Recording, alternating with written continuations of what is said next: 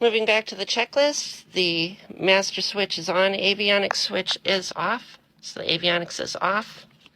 Master switch is on. The lights is required. Well, I need to fix this still. I have my 10mm socket here. Just put it over there and tighten it down.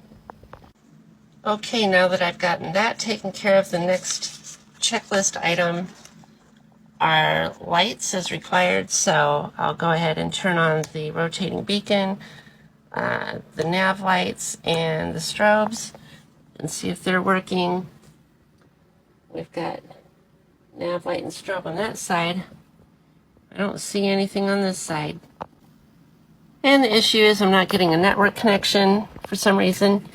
So I'm going to go ahead and try to decipher that. There we go. That yellow line shows that the main computer is communicating and telling this one what it's supposed to be doing. Now we'll try it again. Turn on the beacon, turn on the nav light, turn on the strobe. Hey, looky there, we've got our nav and our strobe. We've got our nav and our strobe. Next item on the list is to extend the flaps. You can see the flaps there in the corner are extended. Check the annunciators. So we've got a generator annunciator because the engine isn't started. We are going to get an overamp because of draining the batteries so much. We're going to check the fuel level, so there's a good check for this panel here. And we've got 9.26 gallons in the left tank, 9.27 in the right tank.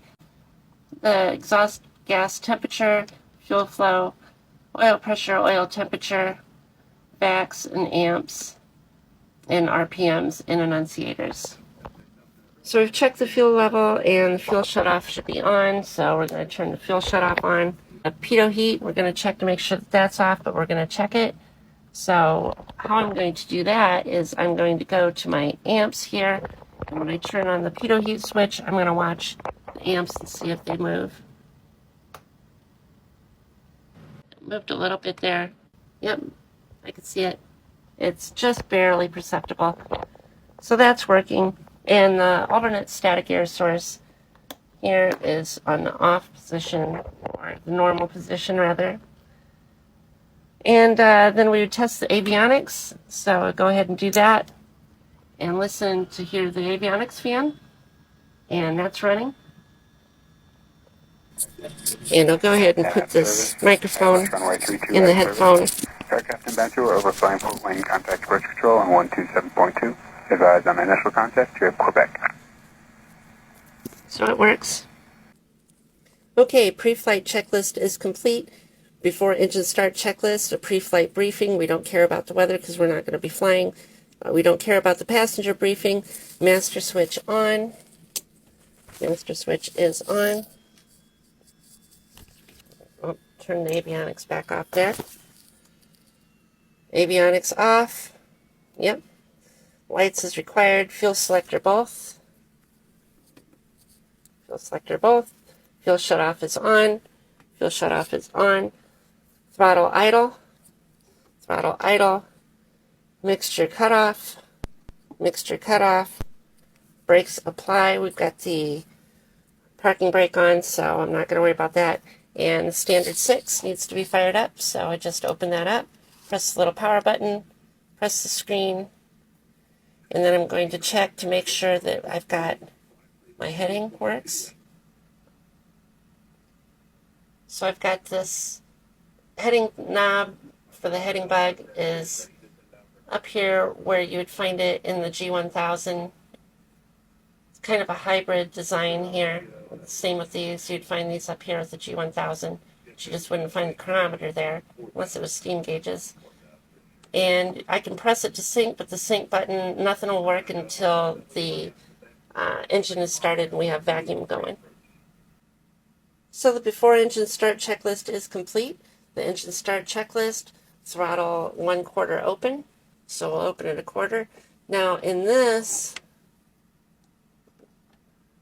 it's more than 1/4. It's almost a half. So make sure when you're getting in a real plane, you only open it 1/4 of an inch. Found that out. Clear prop. Ignition switches are off. It's right here, the 2 magneto switches. I use switches here instead of a key because I didn't have a key and I was too cheap to get one. So I just used 2 switches and a button. I actually like it better.